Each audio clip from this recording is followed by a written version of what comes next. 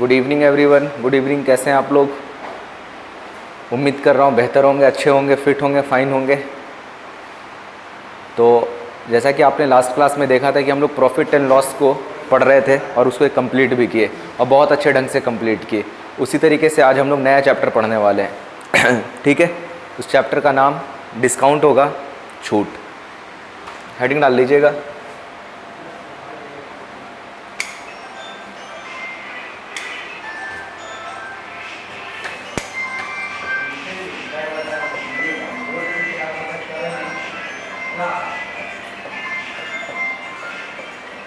छूट, इसे हिंदी में छूट भी बोलते हैं और बट्टा भी बोलते हैं।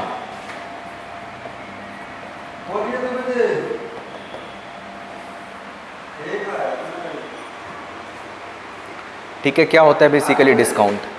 देखो, अभी तक हम लोग प्रॉफिट एंड लॉस पढ़े थे ना, तो 4 टर्म का इस्तेमाल किए थे हम लोग। ये मेजर 4 टर्म का इस्तेमाल बार बार हो रहा था। क्या क्या? Cost price, selling price, profit और लॉस, है ना। 4 चीज़ों का इस्तेमाल हो रहा था। क्या क्या? कॉस्ट प्राइस, क्रय मूल्य जिस पे चीज़ें खरीदी जाए, सेलिंग प्राइस जिस पे चीज़ें बेची जाए। अगर सेलिंग प्राइस ज़्यादा हुआ कॉस्ट प्राइस से तो प्रॉफिट होता था, सेलिंग प्राइस कम हुआ कॉस्ट प्राइस से तो क्या होता था? लॉस। लेकिन यहाँ पे 2 टर्म का बढ़ जाएगा आपको। क्या क्या बढ़ जाएगा? वो मार्क प्राइस और डिस्काउंट। हेडिंग डाल लीजिएगा। कॉस्ट प्राइस के बारे में मैंने बता दिया था, है ना। मार्क प्राइस, मार्क प्राइस अंकित मूल्य, अंकित मूल्य। और एक नया टर्म बढ़ने वाला है डिस्काउंट, है ना, छूट।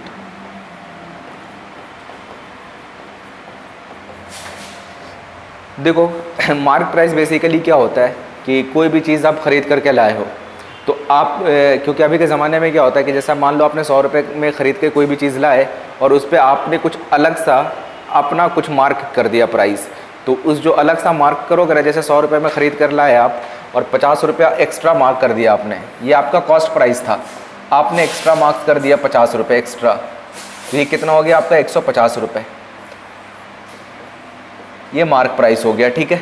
और डिस्काउंट हमेशा, जैसे कैलकुलेशन प्रॉफिट और लॉस का हमेशा कॉस्ट प्राइस पे करते थे, डिस्काउंट का कैलकुलेशन हमेशा किस पे करेंगे? मार्क प्राइस पे करने वाले। क्योंकि जब भी आप 50 रुपये एक्स्ट्रा मार्क किए और फिर वो दुकानदार आपसे बोलता है भाई साहब आपको 10 या 15 या 20% का डिस्काउंट में मैं चीज़ों को बेच रहा हूँ, तो 15 या 20% का डिस्काउंट में अगर चीज़ों को बेच रहा है, मान लेते हैं 20% का डिस्काउंट में चीज़ों को बेच रहा है, तो 150 का 20% 30 रुपये के बराबर। 150 में से 30 माइनस कर दोगे तो 120 रुपये हो जाएगा। ये क्या होगा आपका? Selling price. यही होगा ना सेलिंग प्राइस। बात समझ में आई? तो जब भी डिस्काउंट निकालोगे, डिस्काउंट निकालने के बाद जो भी अंतिम मूल्य बच जाएगा वो आपका क्या हो जाएगा? सेलिंग प्राइस हो जाएगा। तो आप यहाँ से भी निकाल सकते हो कि इस आइटम पे कितने का प्रॉफिट और कितने का लॉस हुआ। तो आप यहाँ से बता सकते हो इस आइटम पे 20 रुपये का प्रॉफिट हुआ, 100 रुपये में ख़रीदा था, 120 रुपये में बेच दिया, इसका मतलब कितने का प्रॉफिट हो गया? 20 रुपये का प्रॉफिट हो गया। आई थिंक समझ में आ गया होगा, है ना। क्या होता है मार्क प्राइस? मार्क प्राइस वो प्राइस जो आप अपने हिसाब से कुछ ना कुछ अंकित कर देते हो, कुछ ना कुछ मार्क कर देते हो, वो आपका मार्क प्राइस हुआ। मार्क प्राइस पे ही डिस्काउंट मिलता है। मतलब डिस्काउंट का कैलकुलेशन याद रखिएगा किस पे होगा? मार्क प्राइस पे होगा। प्रॉफिट और लॉस का कैलकुलेशन किस पे होता है? कॉस्ट प्राइस पे होता है, ठीक है। ये सेशन बहुत शानदार होने वाला है, बहुत कुछ सीखने वाले हम लोग। लास्ट तक बने रहना आप लोग। चलिए, यहाँ तक तो हो गया। मैं एक फार्मूला ड्राइव कर रहा हूँ, उस फार्मूले को याद रखना है और वहाँ से क्वेश्चंस बहुत इजीली हम लोग क्वेश्चंस को सॉल्व करेंगे। चलिए ठीक है, देखिएगा इधर।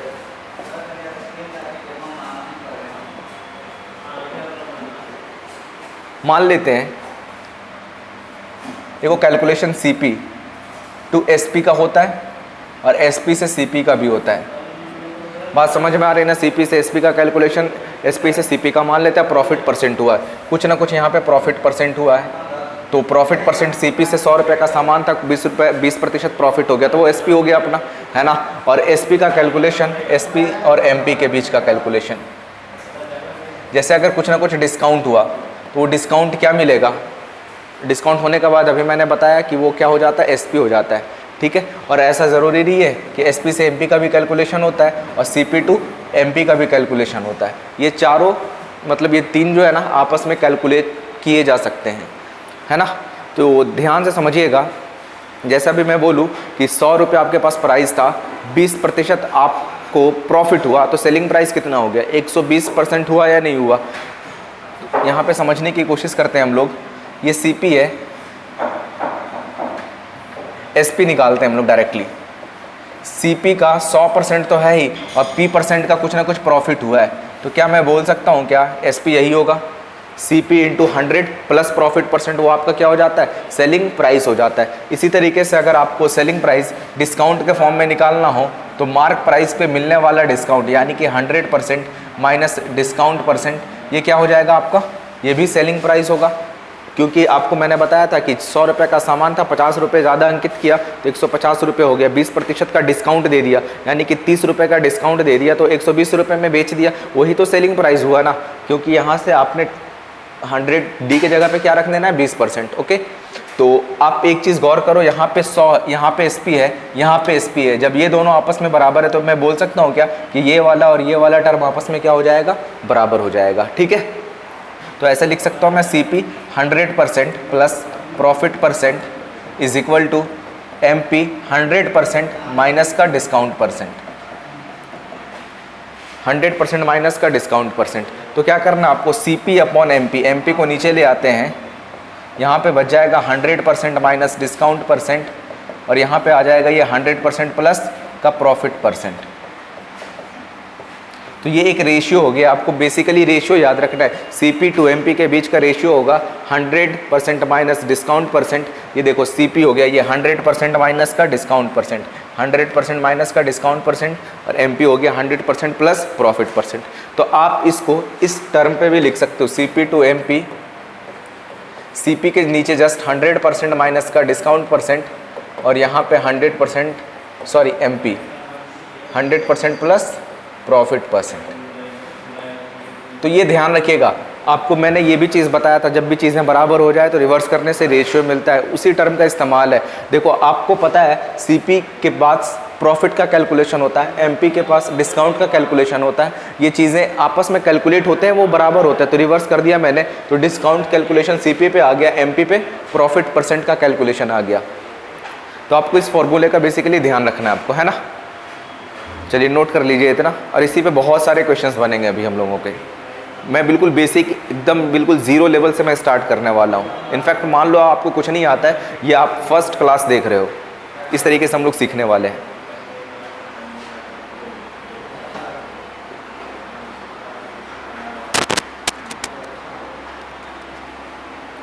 हो गया होगा नोट डाउन।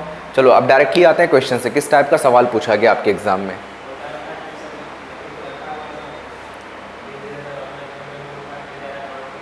क्वेश्चन आपकी स्क्रीन पे है,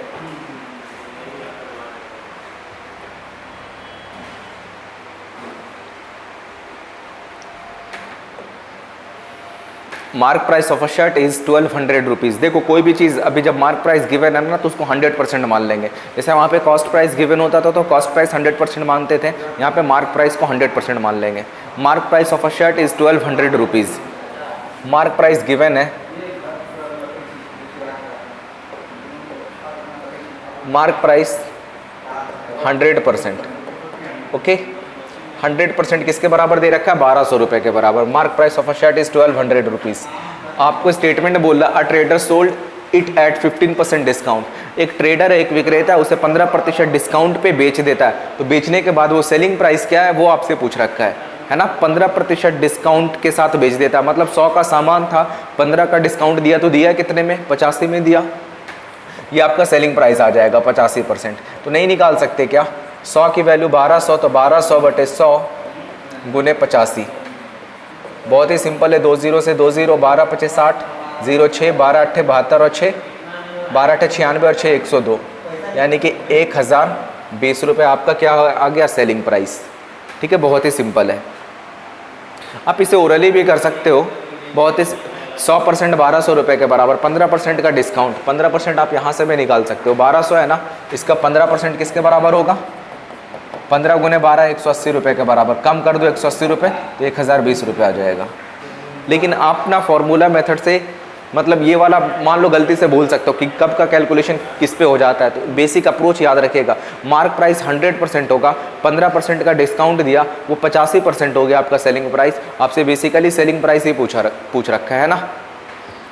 तो उम्मीद है कि ये वाला सवाल समझ में आ गया होगा सभी को।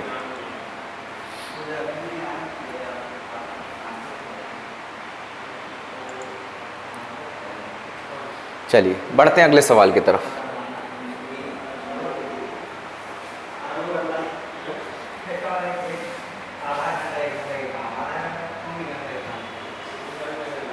सवाल है आपकी स्क्रीन पे कि जूते का विक्रय मूल्य 2340 रुपये, यहाँ पे विक्रय मूल्य दे रखा है, सेलिंग प्राइस गिवन है क्या 2340 रुपीज़। यदि दुकानदार 22% की छूट दे, अच्छा दुकानदार 22% की छूट देता है जब, तो वो 2340 रुपये में एक जूता खरीद पाता है, ठीक है, मतलब वो बेच पाता है, वो बोल रखा है। जूते का अंकित मूल्य क्या है, तो 22% छूट, यानी कि 100% का सामान था, 22 की छूट दिया तो 78% पे दिया, तो 78% की वैल्यू 2340 रुपये, ये आपका सेलिंग प्राइस है, ठीक है। आपसे पूछा है क्या है, अंकित मूल्य मार्क प्राइस, मार्क प्राइस 100% होता है जी, 100%। तो 2340 बटे 78 गुने 100, कटने वाला है, काट दो, 13 छक्के 78, 13 एकम 13, 8 13 अट्ठे 104, 0 6 से 3 बार में, यानी कि 30 गुने 100 3000, आपका मार्क प्राइस आ जाएगा जी 3000 रुपये। बहुत ही सिंपल सा सवाल था, तो मैंने दो अलग अलग बहुत बेसिक क्वेश्चंस मैंने करा दिए। एक पे आपका मार्क प्राइस गिवन था, सेलिंग प्राइस पूछ लिया था, और दूसरे में आपका सेलिंग प्राइस गिवन था, मार्क प्राइस पूछ लिया था। तो कैलकुलेशन का हेर फेर है, थोड़ा ध्यान से कीजिएगा एग्जाम में, ठीक है, कुछ भी सवाल पूछा जा सकता है। और ऐसे में बता दूं, डिस्काउंट जो चैप्टर है आपका बहुत ही इंपॉर्टेंट चैप्टर होने वाला है। एग्जाम में अक्सर कोई सा भी वनडे कॉम्पिटेटिव एग्जाम आप ले लोगे, डिस्काउंट का एक सवाल ज़रूर मिलेगा, और आज जो मैं पढ़ाने वाला हूँ आपको, यहाँ से एक सवाल बाहर नहीं जाने वाला आपके एग्जाम में, ये ध्यान रखना आप।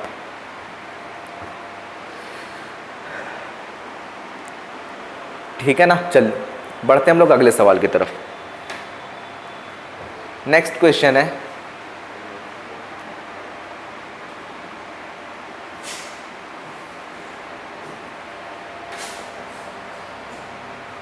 एक दुकानदार घड़ी बेचते समय 5% की छूट देता है। यदि वह 7% की छूट दे तो वह लाभ के रूप में 15 रुपये कम पाता है। देखो, अगर छूट बढ़ेगा तो ऑब्वियस सी बात है ना कि आपको कम पैसे देने पड़ेंगे, ठीक है ना। तो फिर क्या है कि घड़ी का अंकित मूल्य क्या है, तो 5% की जगह पे 7% अब छूट प्राप्त करता है। इसका मतलब उसने एक्स्ट्रा कितना छूट प्राप्त किया, 2% प्राप्त किया है, 2% एक्स्ट्रा प्राप्त किया उसने छूट, और अकॉर्डिंग टू क्वेश्चंस 15 रुपये कम देता है। 2% ज़्यादा छूट मिलेगा तो 15 रुपये कम देना पड़ेगा। आपसे पूछ रहा है घड़ी का अंकित मूल्य 100%, निकाल सकते हो क्या 100%, 2% 15 रुपये के बराबर 100%, 50 गुना है ये, तो ये भी 50 गुना हो जाएगा, 15 गुने 50, 15 × 5 = 75, यानी कि 750 रुपये। Option number C. बहुत ही इजी सा सवाल है, बट आपको कॉन्सेप्ट आना चाहिए, है ना।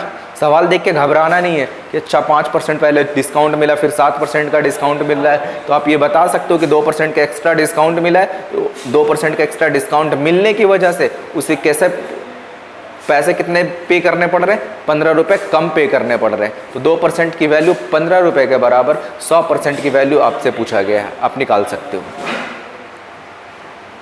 ठीक है ना। चलिए बढ़ते हम लोग अगले सवाल की तरफ। नेक्स्ट क्वेश्चन है,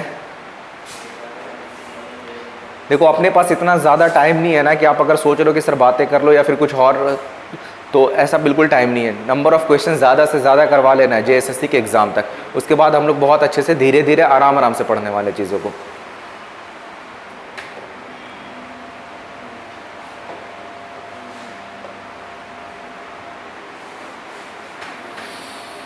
चलिए क्वेश्चंस को पढ़िएगा, अच्छा सा सवाल है।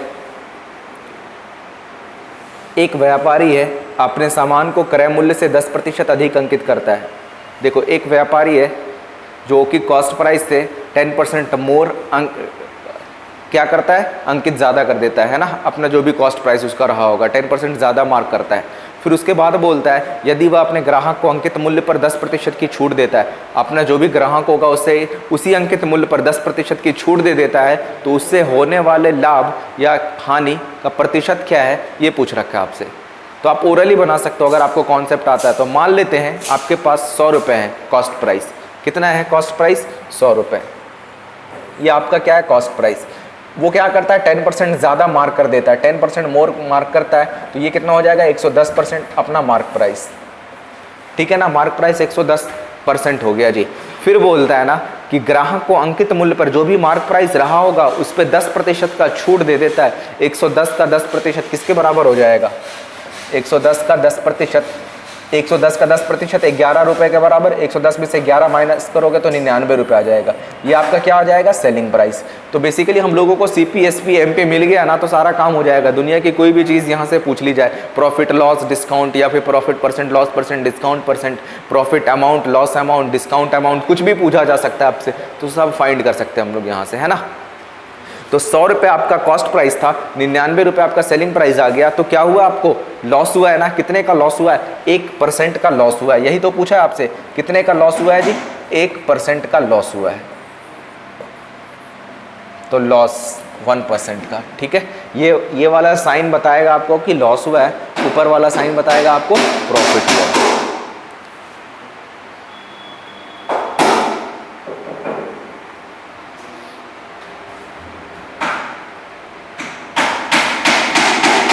नोट कर लीजिए, है ना।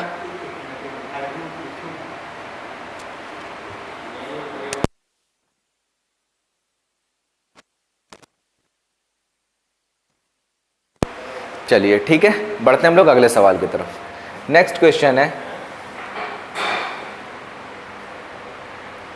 बहुत अच्छा सा सवाल है ये, वेरी गुड। क्वेश्चंस के ऊपर लिख लेना very good. The printed price of an article is 900 rupees, but the retailer gets a discount of 40%. He sells the article for 900 rupees. ध्यान से समझना, वस्तु का अंकित मूल्य 900 रुपये है, 40% छूट देने के बावजूद खुदरा व्यापारी को उसने 900 रुपये में ही बेच दिया। मतलब जो भी इनिशियल कॉस्ट प्राइस था वही फाइनल कॉस्ट प्राइस है। 900 रुपये में मतलब वो अंकित किया था और कुछ ना कुछ डिस्काउंट दिया, फिर नया व्यापारी आया उसको 900 रुपये में ही बेच दिया। आपसे फिर पूछा जा रहा है कि बताइए कि व्यापारी को कितना लाभ प्रतिशत हुआ है।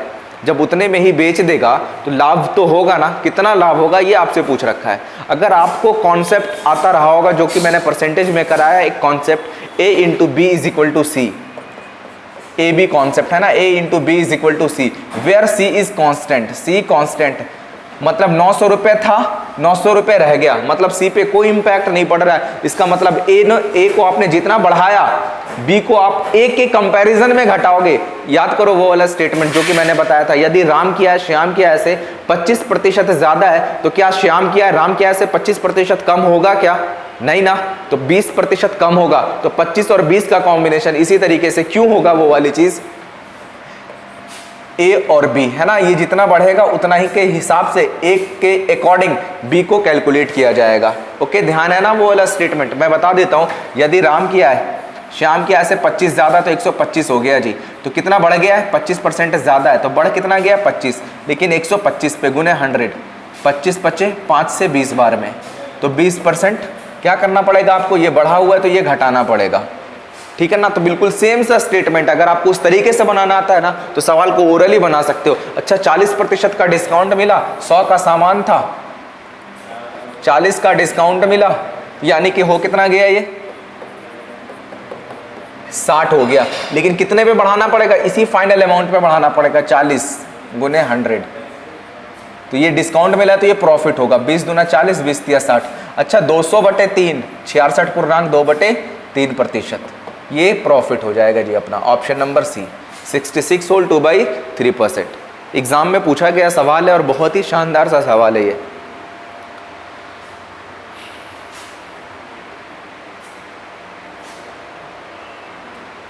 एक बार फिर से समझो, 100 का सामान था, 40 का डिस्काउंट मिला तो 60 बच गया, कितने का बढ़ाना पड़ेगा, वही जितना आपको छूट मिला है ना उतना ही बढ़ाना पड़ेगा, 40/60 गुने 100।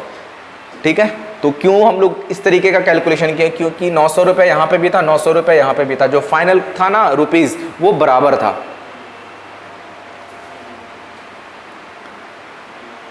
ठीक है, समझ में बात आ गई, नहीं समझ में आया तो कमेंट करके ज़रूर बताएं, और उम्मीद है कि सबको समझ में आ रहा होगा, क्योंकि मैं बहुत बेसिक से ही पढ़ा रहा हूँ, और एक बेसिक से ही देखना, धीरे धीरे करके क्वेश्चन का स्टैंडर्ड आएगा।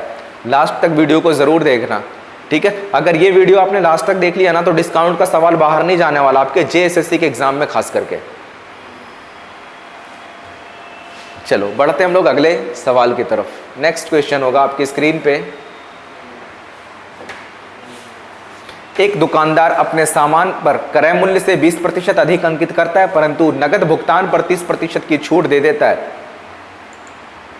क्या बोला जा रहा है स्टेटमेंट में कि एक दुकानदार है, अपने सामान पर क्रय मूल्य से 20% ज्यादा अंकित किया है, मतलब 100 का सामान था, 100 का सामान था, ये आपका कॉस्ट प्राइस हो गया।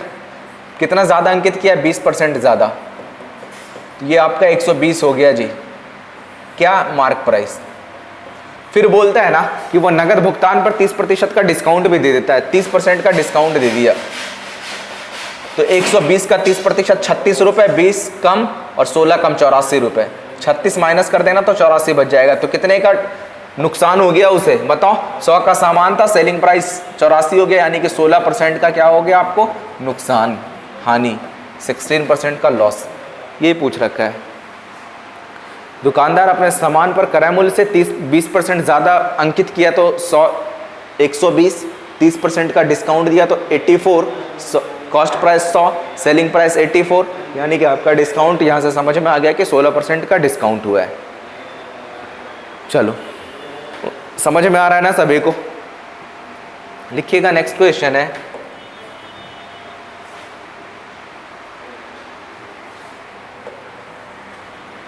क्वेश्चन ये है कि एक व्यापारी है, वस्तु को अंकित मूल्य इसके क्रय मूल्य से 10% अधिक अंकित करता है। जो भी क्रय मूल्य है उससे 10% ज़्यादा अंकित किया है मार्क प्राइस, यानी कि 100 अपना सीपी है, 10% मोर मार्क प्राइस है, तो ये हो गया 110। फिर स्टेटमेंट बोलता है कि बेचते समय वह एक निश्चित छूट देकर 1% की हानि उठाता है। अच्छा, 100 का सामान था, 1 का लॉस हो गया, लेकिन इस बार कैलकुलेशन CP टू SP के बीच का है, MP टू SP के बीच का नहीं है, CP टू SP के बीच का है। इसका मतलब 1% का नुकसान उठाता है, तो ये 99 हो गया सेलिंग प्राइस। कोई प्रॉब्लम? अब आपसे पूछा है क्या? डिस्काउंट परसेंट पूछा है इस बार। हमेशा आपसे प्रॉफिट और लॉस परसेंट पूछा जा रहा था, इसमें आपसे डिस्काउंट परसेंट पूछा जा रहा है। तो आप यहां से निकाल सकते हो कितने का डिस्काउंट? 11 का डिस्काउंट। कितने पे? मार्क प्राइस पे। याद रखना हमेशा कैलकुलेशन डिस्काउंट का मार्क प्राइस पे होगा। तो 11 का छूट 110 पे गुने 100, 0 से 0, 11 से 11 बचा कितना? 10% का डिस्काउंट है जी, 10% का discount. Option number B correct जवाब। तो मुझे उम्मीद है कि इस टाइप का सवाल आएगा तो आप इजीली बना सकते हो, है ना? CP, MP, SP, discount, profit, loss.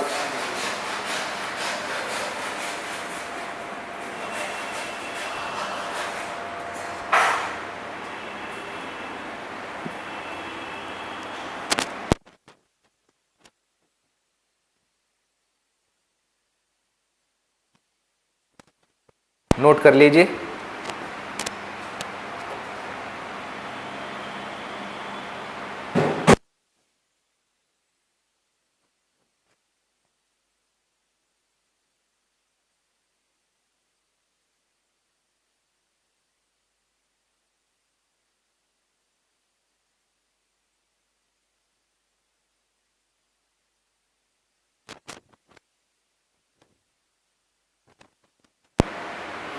चलिए बढ़ते हैं अगले सवाल की तरफ।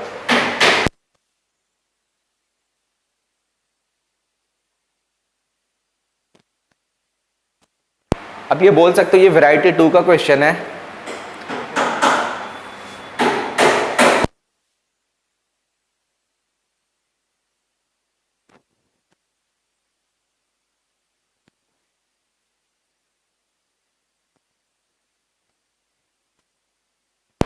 ये थोड़ा अलग सवाल है ना, इसको अलग तरीके से बनाने की कोशिश करना आप लोग ट्राई करो। बहुत अच्छा सा सवाल है।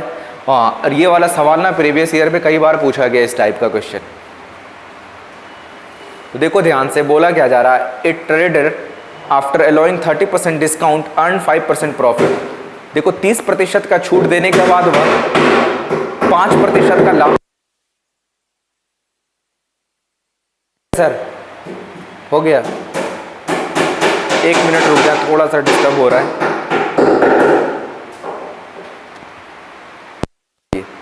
30% का छूट देने के बाद 5% लाभ प्राप्त करता है। 25% छूट पर लाभ प्रतिशत क्या होगा? इसको बनाने का एक मैं बहुत शानदार सा तरीका दे रहा हूँ, ठीक है ना, बहुत शॉर्टकट, बहुत ही अच्छा अप्रोच है। आप इस तरीके का फॉलो करना, लगभग सवाल आप बना सकते हो इजीली। एक विक्रेता 30% छूट देने के बाद 5% का लाभ प्राप्त करता है। अच्छा, 30% का अगर छूट दिया है, इधर मैं लिख रहा हूं छूट और इधर लाभ या हानि जो भी होगा, ठीक है। तो सवाल में बोलता है ना 30% का छूट दिया, 5 का लाभ प्राप्त किया, यानी कि 100 में 30 का छूट दिया तो 70 बचा, 5 का लाभ प्राप्त किया तो 105 हो गया जी, समझना, 105 हो गया। फिर बोलता अगर 25% का छूट देता तो कितना लाभ होता? तो 25 का छूट देता तो कितना हो जाता? ये 75 हो जाता। तो कितना लाभ होता? तो आपसे ये वाला पूछ रखा है, कितना लाभ होता? तो आप नहीं निकाल सकते हो क्या? This is equal to this is equal to what? आपको बताया था मैंने, जो भी गिवन होगा वो नीचे आएगा, जो पूछा जाएगा वो ऊपर जाएगा। ये 70 गिवन है, 70 नीचे गया, 75 पूछा गया है, ठीक है। सॉल्व करते हैं इसे। 5 से 14 25 70, 5 से 21 बार में। अच्छा, 35 से आप डायरेक्टली काट सकते थे। 35 दूना 70, 35 दिया 105, ठीक है। तो 75 दिया 225 बटे 2, 225 बटे 2 का मतलब है 112.5%। तो क्या आंसर 112.5% होगा क्या? बिल्कुल नहीं, बिल्कुल गलत जवाब। आपको ऑप्शन में मिल सकता है 112.5, लेकिन इस तरीके का सवाल बनाने के बाद आप एक चीज नोटिस करो, अगर 5 का प्रॉफिट था तो हम लोग 105 लिखे थे, अगर 112.5 आ रहा है, इसका मतलब क्या है कि 12.5 का प्रॉफिट हो रहा है। 100 माइनस कर देना, ठीक है, 12.5 का प्रॉफिट हो रहा है। बहुत ही शानदार अप्रोच है। अगर आपको ये वाला अप्रोच याद रहेगा ना तो आप सवाल बहुत इजीली कर सकते हो, ठीक है। ध्यान से समझो, 70% क्यों? क्योंकि 30 का छूट मिला। 105% क्यों? क्योंकि 5% का लाभ हुआ। 75% क्यों? क्योंकि 25 के छूट पे क्या होना है, यही तो पूछा जा रहा है आपसे। 70 की वैल्यू 105, 75 की value this is equal to आपको 112.5% आया है। इसका मतलब 100% माइनस कर दोगे ना तो आपका प्रॉफिट परसेंट आ जाएगा, ठीक है। तो चलो इस टाइप का सवाल और भी देता हूं और आप लोग खुद बनाने की कोशिश करना आप लोग, ओके। नेक्स्ट क्वेश्चन है आपकी स्क्रीन पे, ये रहा सवाल।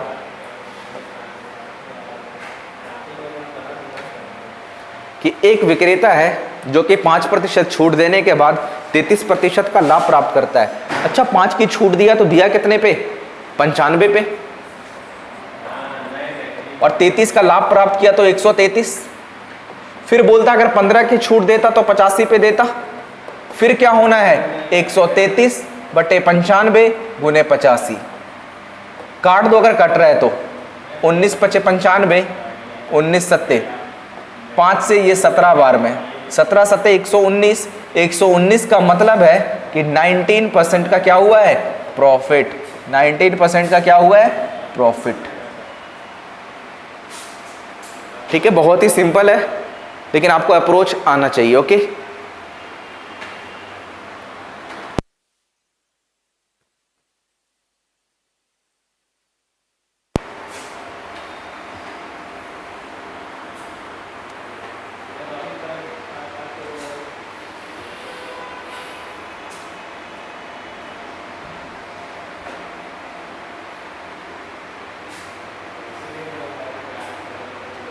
कोई दिक्कत, कोई परेशानी?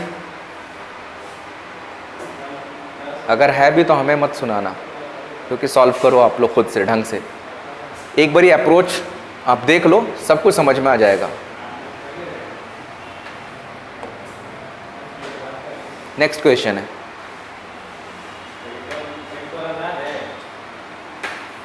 एक विक्रेता है जब 40% की छूट देता है तो उसे 10% की हानि होती है। 40 की छूट दिया तो 10 की हानि हुई। इसका मतलब क्या?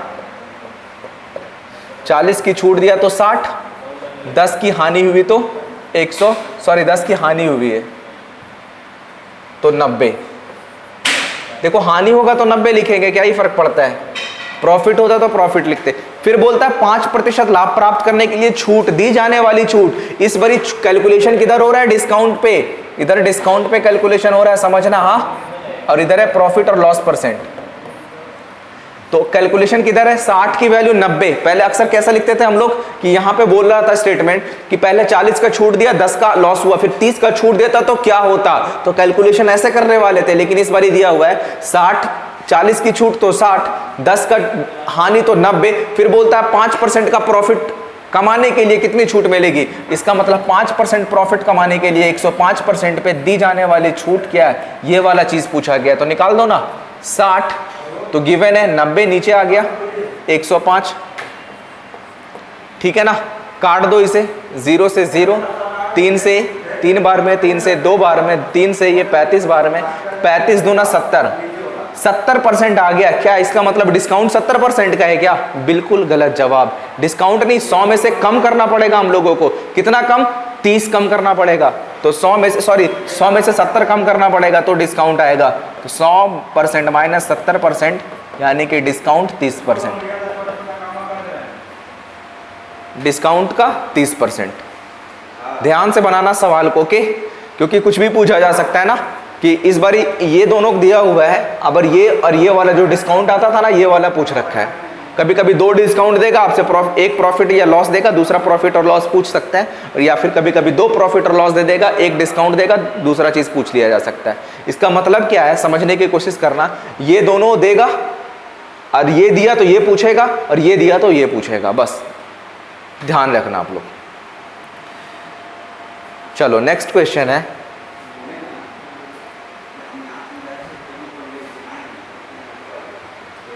क्वेश्चन आपकी स्क्रीन पे बनाने की कोशिश करो आप लोग, कि एक विक्रेता है जो कि किसी वस्तु पर 20% की छूट देकर 40 का लाभ प्राप्त करता है। अच्छा, 20 की छूट दिया है और 40 का लाभ प्राप्त किया, इसका मतलब है कि 80, 20 का छूट तो 80, 40 का लाभ प्राप्त किया तो 140। फिर बोलता है यदि वस्तु अंकित मूल्य पर बेची जाए। अगर अंकित मूल्य पर बेच दिया, इसका मतलब अंकित मूल्य तो 100 मान के रखे ना हम लोग, कैलकुलेशन तो 100 पे ही कर रहे हैं। अगर 100 पे बेच दिया जाए तो क्या होना है, 140 बटे 80 गुने 100, ठीक है। 0 से 0, 4 दूना 8, 4 से 25 बार में, 25 से 2 से 7 बार में, 25 सत्ते 175। इसका मतलब प्रॉफिट कितने का, 75% का।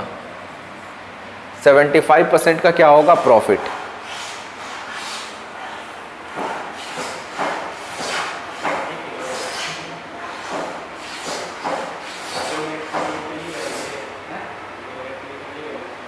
ठीक है ना, बहुत ही सिंपल सा सवाल है। कभी कभी ऐसे ही दे देगा, यदि अंकित मूल्य पर बेच दिया जाए, इसका मतलब ये 100% पे बेच दिया जाए तो क्या होगा। तो घबराना नहीं है, आपको कॉन्सेप्ट आता है, सवाल बदलेंगे लेकिन क्वेश्चंस का कैलकुलेशन नहीं बदलेगा। क्वेश्चंस को बदलने दो, कॉन्सेप्ट वही रहेगा। इसलिए तो मैं बोलता हूँ ना अपनी क्लास में बार बार कि कॉन्सेप्ट अच्छे से सीखना है, सवाल को बदलते रहने दो। अगर सवाल नया भी आएगा ना, अगर कॉन्सेप्ट आपके स्ट्रांग है तो आप इजीली बना सकते हो सवालों को। ओके, चलो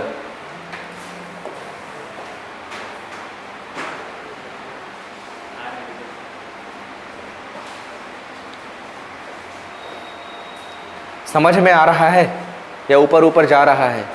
दिल तो नहीं घबरा रहा है? अगर आपको समझ में नहीं आ रहा तो फिर प्रॉब्लम है, अपने दिमाग का इलाज कराओ। क्योंकि यहाँ पे एक कारपेंटर हैं भाई साहब, उनको भी समझ में आ रहा अच्छे से। क्या जी समझ में आ रहा है आपको? कैमरे के सामने आके बोल के जाओ।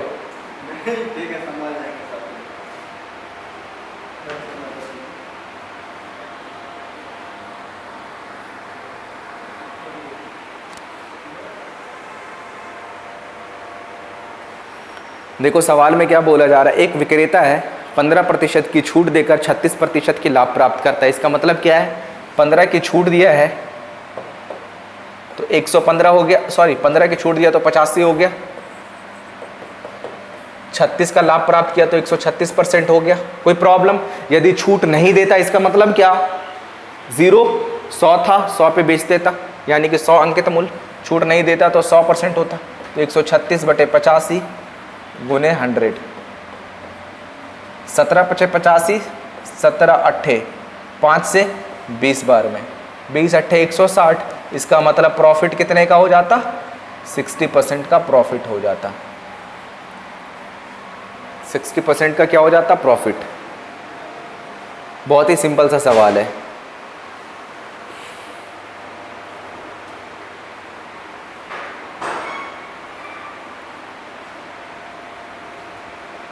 देखो कॉन्सेप्ट वही है बिल्कुल, क्वेश्चंस बस बदल रहे हैं, कहीं छूट नहीं दे रहा है, कहीं अंकित मूल्य पर बेच रहा है, कहीं छूट देने के बाद क्या हो रहा है।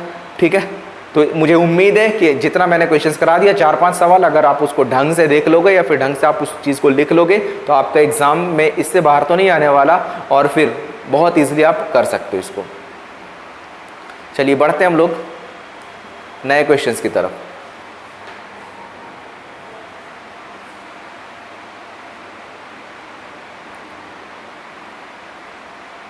सवाल है आपकी स्क्रीन पे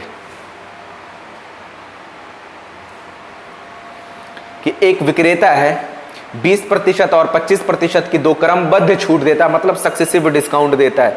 तो अब कुछ लोग पहली बार सुने होंगे कि सर सक्सेसिव डिस्काउंट क्या होता है।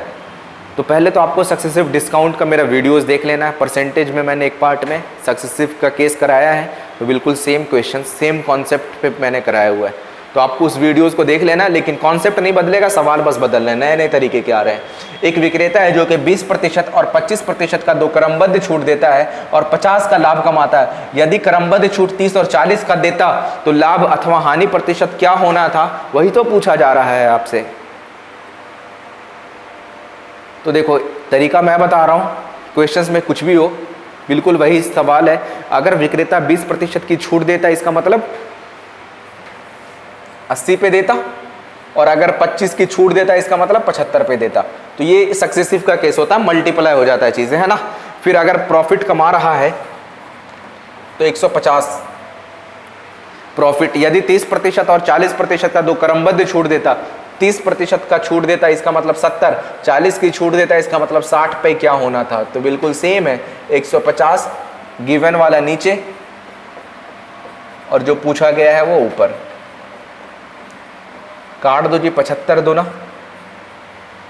0 से ये वाला 0, 2 से 4 बार में, 4 से 15 बार में, 15 सत्ते कितना 105। इसका मतलब प्रॉफिट परसेंट कितने का आ गया है? 5% का प्रॉफिट परसेंट, 5% का प्रॉफिट परसेंट।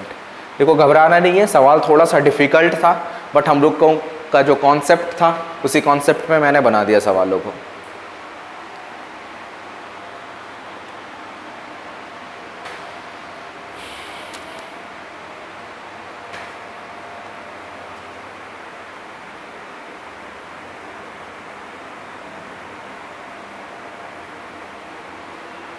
कोई प्रॉब्लम? चलो बढ़ते हैं हम लोग अगले सवाल की तरफ। अगर आपको सक्सेसिव डिस्काउंट पढ़ना है तो कमेंट करके ज़रूर बताइएगा, तो कल मैं आपको सक्सेसिव डिस्काउंट ही पढ़ा दूंगा और बहुत ढंग से पढ़ा दूंगा, ठीक है।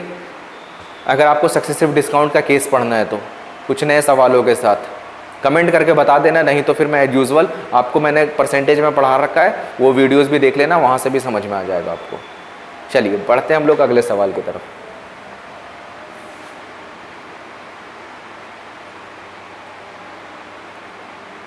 देखो अभी तक के सवाल में हम लोग ये चीज़ नोटिस कर रहे थे कि आपको कोई भी चीज़ पूछा जा रहा था ना तो वो परसेंटेज में पूछा जा रहा था, ओके।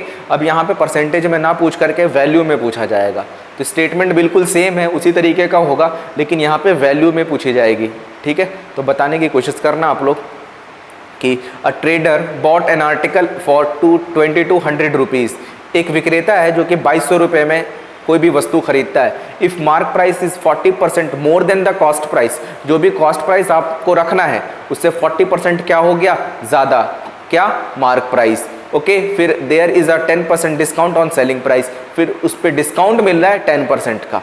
फिर आपसे पूछा गया find profit amount, profit percentage ना पूछ करके क्या पूछा आपसे, प्रॉफिट अमाउंट। ध्यान रखना, कभी प्रॉफिट परसेंटेज पूछा जाए तो वो बहुत आसानी से बन जाता है, प्रॉफिट अमाउंट भी पूछा जाए तो कोई डिफिकल्ट नहीं, एक बार कंपेयर करना पड़ता है किससे, जो भी गिवन वैल्यू होता है। गिवन वैल्यू दे रखा है 2200 रुपए में चीजों को खरीदता है, इसका मतलब आपका कॉस्ट प्राइस गिवन है 2200, तो क्या 2200 मान के बनाओगे क्या? बिल्कुल नहीं, ये गलती बिल्कुल नहीं करना है। जो भी वैल्यू गिवन होगा मान के नहीं बनाना है, मान के तो 100 मान के बनाएंगे, क्योंकि 100 से क्वेश्चन आसानी से बनता है।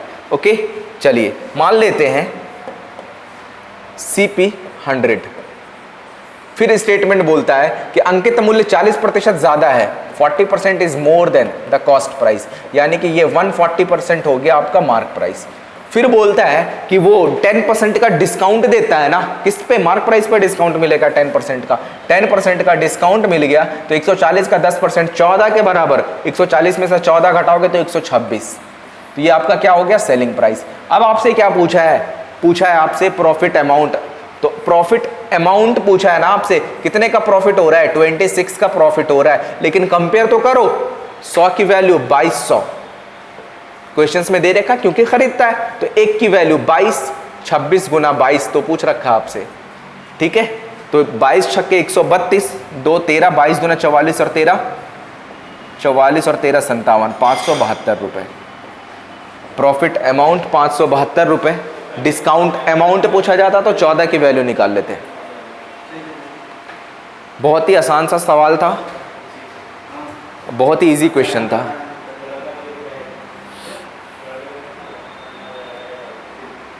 समझ में आ रहा है ना, बहुत इजीली।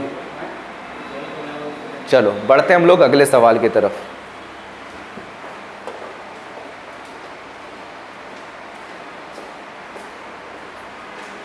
नेक्स्ट क्वेश्चन है,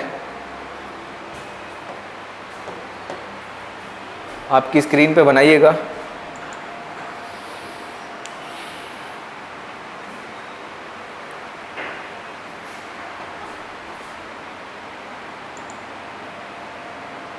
कि एक विक्रेता एक शर्ट 1250 रुपए में खरीदता है, वह क्रय मूल्य से 60% ज़्यादा अंकित करता है। बिल्कुल सेम क्वेश्चन है कि CP 100 है, 60 ज़्यादा अंकित किया तो मार्क प्राइस आपका आ गया 160।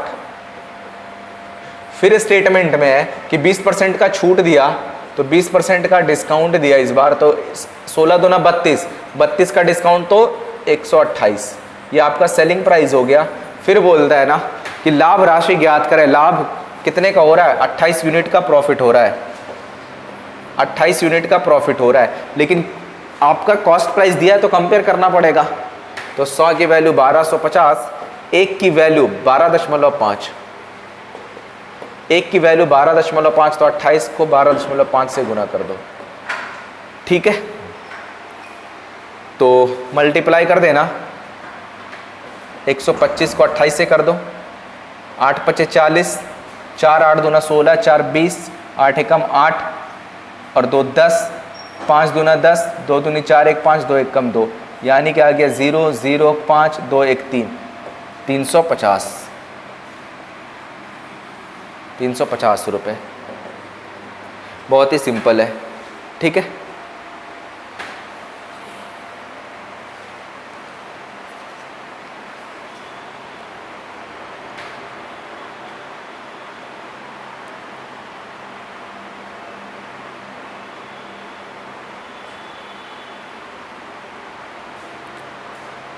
चलो आज का आखिरी सवाल करते हैं, क्योंकि टाइम काफ़ी हो गया है।